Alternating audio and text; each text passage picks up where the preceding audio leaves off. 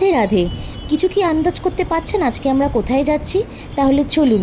কিন্তু তার আগে ওয়ান্ডারিং চৈতাকে কিন্তু লাইক, শেয়ার এবং সাবস্ক্রাইব করতে ভুলবেন না, এবং প্রচুর প্রচুর ভালোবাসা দেবেন। ওয়েলকাম টু ওয়ান্ডারিং চৈতার ব্লগ। আপনারা কেমন আছেন? অনেক দিন পর আপনাদের সাথে কথা হচ্ছে। তাহলে আজকে চলুন, আমি নিয়ে যাচ্ছি পুরনো দিল্লির বারসানাতে। যারা বারসানা যেতে পারছে না বা যাদের যাওয়া সম্ভব হচ্ছে না কোনো না কোনো কারণে, তাহলে দিল্লিতে যারা আছেন অবশ্যই এই রাধারানীর মন্দিরে ঘুরতে ভুলবেন না। এটি কিন্তু 500 বছরের পুরনো একটি মন্দির। দিল্লি মেট্রো করে আমি চলে যাচ্ছি চাঁদনি চক মেট্রো স্টেশনে, এবং সেইখান থেকেই আমরা চলে যাব আজকে 500 বছরের পুরনো লাডলিজি মন্দিরে। চাঁদনি চক মেট্রো স্টেশন থেকে নেমে আপনারা হাঁটা পথেও যেতে পারেন, আবার আমি কিন্তু নিয়েছিলাম রিক্সা, যার ভাড়া হলো 20 টাকা, এবং সেই রিক্সাটি আপনাকে নামিয়ে দেবে কাটরা নীল গেটের সামনে। দেখতে পাচ্ছেন, আমি কিন্তু অনেক সকালে গিয়েছিলাম, তাই জন্য চাঁদনি চকের সমস্ত দোকানপাট বন্ধ। যারা মার্কেটিংয়ের ইচ্ছুক তারা একটু বিকেলবেলা যাবেন, তাহলে সমস্ত দোকানই খোলা পাবেন। চাঁদনি চক অর্থাৎ পুরনো দিল্লির এই অপরূপ শোভা দেখতে দেখতে আমি পৌঁছে গেলাম কাটরা নীল গলির সামনে। এই যে তোরণটি, এটা কিন্তু মনে রাখবেন, রিক্সাদের বললেই এটা দেখিয়ে দেবে। যেহেতু এটা পুরনো দিল্লি, তাই কিন্তু বাড়ি, ঘরদোর, মার্কেট খুবই ঘিঞ্জি, এবং এই কাটরা নীল গলি দিয়ে ঢুকেই আপনারা কিছুটা হাঁটলেই দেখতে পারবেন গলি ঘণ্টেশ্বর বলে একটা জায়গায় লেখা আছে, এবং সেখান থেকে আর কিছুটা ওয়াকিং ডিস্টেন্সেই লাডলিজির মন্দিরটি।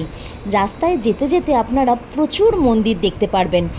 দেখতে পাচ্ছেন এই যে গলি ঘণ্টেশ্বর, এইটা কিন্তু মনে রাখবেন, এবং এখান থেকে কিছুটা দূরেই হলো লাডলিজি মন্দিরে। ব্যাস, আমরা পৌঁছে গেলাম লাডলিজির মন্দিরে। আর যাওয়ার পথে এই সুন্দর সুন্দর মন্দিরগুলোও কিন্তু দেখেছি।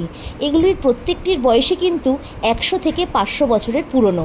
আর লাডলিজি মন্দিরটি হলো পাণ্ডবদের আমলের, আর এখানে কিন্তু রাধারানীর স্বয়ংভূ। এটা হলো মা কালী, মা বৈষ্ণোদেবীর মন্দির। এই যে আমরা পৌঁছে গেছি লাডলিজির মহারাজের মন্দিরে।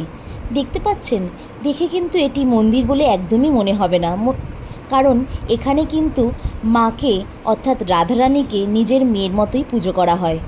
এই যে দেখছেন টিয়া পাখিগুলি প্রচণ্ড কথা বলে, কিন্তু তারা তখন খেতে ব্যস্ত ছিল, তাই জন্য আমার সাথে তখন একটুও কথা বলেনি, কিন্তু আপনারা কিছুক্ষণ পরেই দেখতে পারবেন ওরা কী সুন্দর কথা বলছে।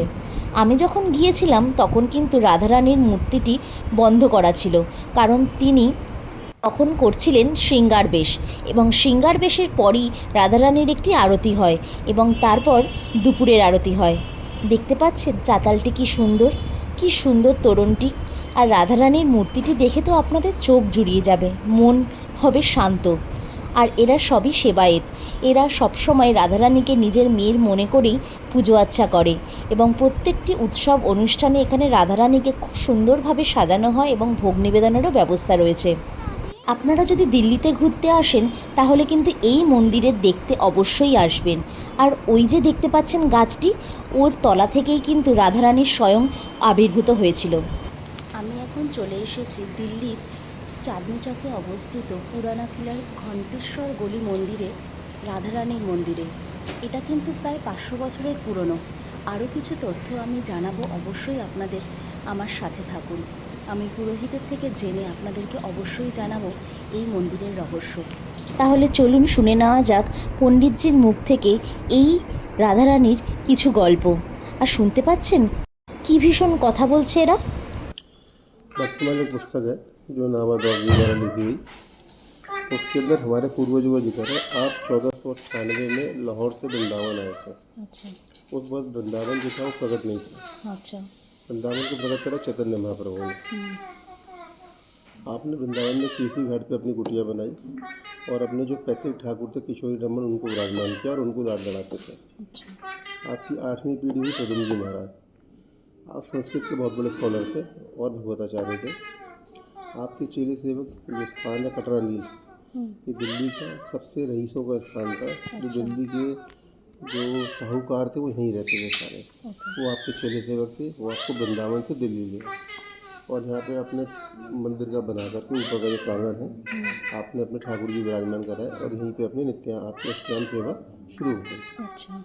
आपकी वृद्धावस्था में आपके पुत्र हुए वंशली जी महाराज, वो भी आप ही की तरह संस्कृत के स्कॉलर थे और राधा रानी का তাহলে শুনলেন পুরোহিতের মুখ থেকে অজানা কিছু কাহিনী।